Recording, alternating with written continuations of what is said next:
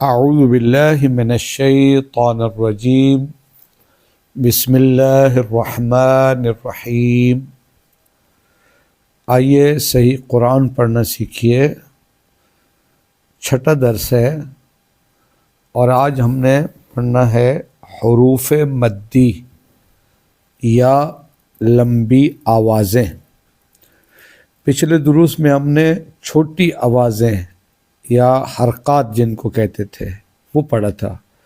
آج سے ہم پڑھیں گے لمبی آوازیں، اور عربی میں اس کو کہتے ہیں حروف مدی۔ حروف جمع حرف کی، مدی مد کے لفظ سے نکلا۔ مد کا معنی کھینچنا، یعنی وہ حروف جن کو کھینچ کر پڑھا جاتا ہے۔ یہ حروف مدی تین ہیں: الف مدی، واو مدی، یا مدی۔ بہت آسان ہے۔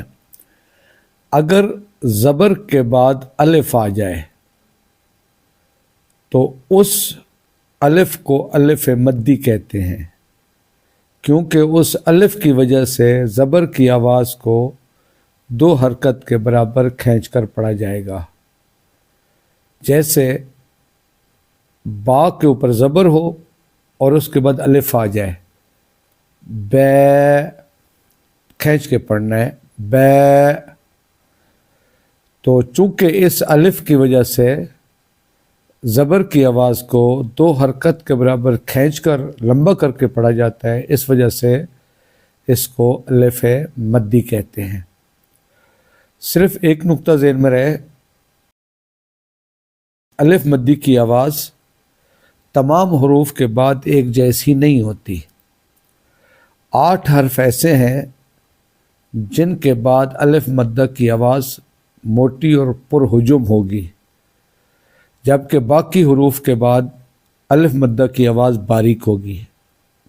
تمام حروف تہجی کو میں پڑھتا ہوں الف مدی کے ساتھ: بے، تے، ثے، جے، ہے۔ اب تک جتنے حرف پڑھے ہیں یہ باریک تھے۔ اب آگے وہ جو 8 حرف پر پڑھ جاتے ہیں ان میں خا ہے، خا۔ اگر آپ نے توجہ کی ہو، پیچھے میں نے پڑھا ہے بے، تے، ثے، جے، ہے۔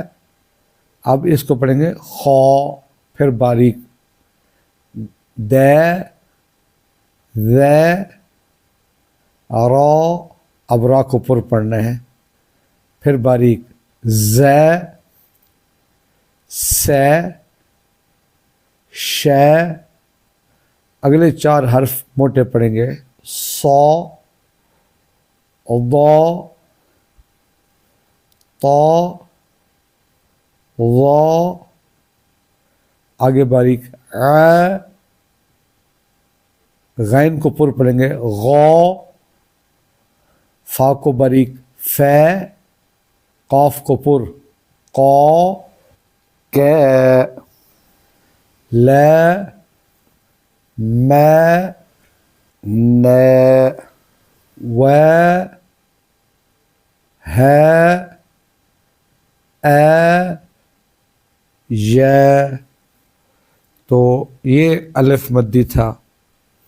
اب 4 لفظ میں یہاں پہ پڑھتا ہوں، آپ ذرا توجہ کریں گے کتنا فرق ہے الف مدی کے ہونے اور نہ ہونے کا۔ یہی ذہن میں رکھیں، جب بھی فتح کی آواز کے بعد الف مدی آئے گا تو اس فتح کو کھینچیں گے، لیکن اگر فتح کے بعد الف مدی نہ آئے، یعنی زبر کے بعد الف مدی نہ ہو، تو اس کو نہیں کھینچیں گے۔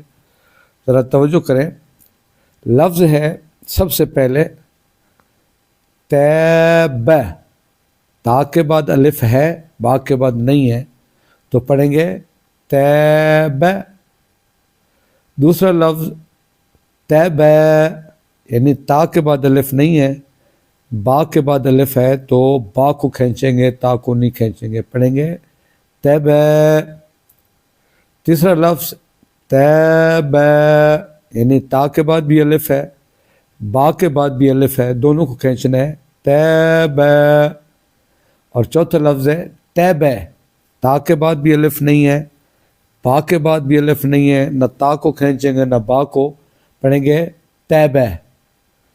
तो आपने यही ज़हन में रखना है कि अगर किसी ज़बर के बाद अलिफ आएगा तो उस ज़बर की आवाज़ को खींचेंगे 2 हरकत के बराबर, और अगर अलिफ ना हुआ तो नहीं खींचेंगे। वसल्लल्लाहु अला मुहम्मद व आले मुहम्मद।